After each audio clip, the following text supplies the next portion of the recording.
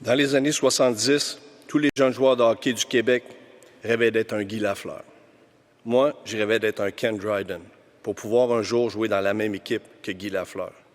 Guy, c'était un joueur plus grand que nature, dont les exploits et les prouesses n'avaient pas de limite. C'était l'idole, le héros, l'inspiration et la preuve vivante qu'on doit rêver grand. En 1984, quand j'ai franchi les portes du Forum et que j'ai pris le corridor pour me rendre au vestiaire en vue de ma toute première pratique avec les Canadiens de Montréal, j'ai pris toute la mesure du héros qui se dressait devant moi.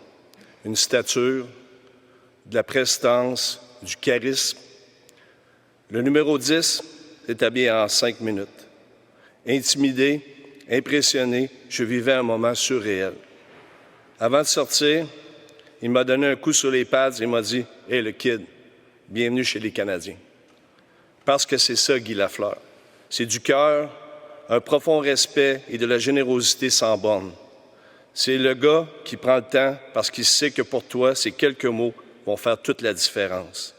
C'est sa façon de dire que maintenant, on est dans la même équipe, qu'il va être là pour toi, même s'il va te shooter dessus non-stop dans les prochaines minutes.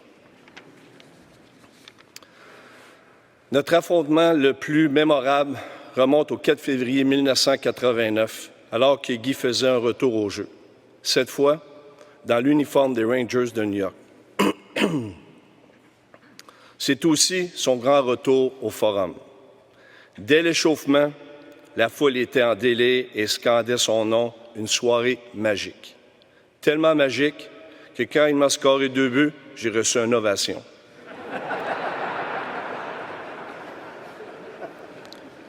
Ce soir-là, j'ai vu un héros revenir à la maison, retrouver ses partisans et recevoir cette immense dose d'amour avec beaucoup d'humilité. Ce soir-là, ce héros a même trouvé le moyen de relativiser mes erreurs et de lancer des fleurs à ses ex-coéquipiers. Ce soir-là, au Forum, on a tous réalisé à quel point il nous avait manqué. Des années plus tard, alors qu'il était au centre Vidéotron pour tourner une publicité, il est venu me saluer et a pris le temps de jaser. Comme il l'a fait dans le vestiaire en 1984, c'était sa façon de venir donner un coup sur les pads d'un ancien. C'était sa façon de prendre soin des siens, de nous rappeler que même si on n'est que de passage dans une équipe, l'appartenance, l'amitié et la fierté perdurent bien au-delà d'une saison de hockey. Depuis l'annonce de son grand départ, les éloges se multiplient. Et clairement, la moitié de la population du Québec a une photo avec Guy Lafleur. Parce que Guy, c'est aussi ça. Une générosité hors du commun, un franc-parler et de l'authenticité, le respect profond des fans, ce souci de redonner, de s'intéresser réellement à l'autre et de prendre cet instant qui fait toute la différence. Je peux vous dire que même nous, les anciens, on l'a notre photo avec Guy Lafleur. On a encapsulé ce moment où il a pris le temps, où il nous a écoutés, conseillés ou soutenus. Comme pour se rappeler qu'au final, c'est l'équipe avant tout.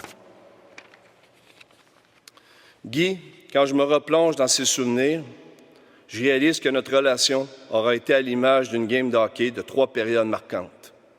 Comme coéquipier, comme adversaire sur la glace et comme ancien. Devant le vide immense que crée ton départ, j'avoue que j'aurais bien pris une prolongation. Mais je comprends que tu gardes ça pour le monde en haut. Au-delà des statistiques, des prouesses et des exploits, on prend aujourd'hui toute la mesure de ton legs et des valeurs de cœur que tu as insufflées à des générations. Repose en paix, mon ami. Tout le monde ici sait que tu es un vrai.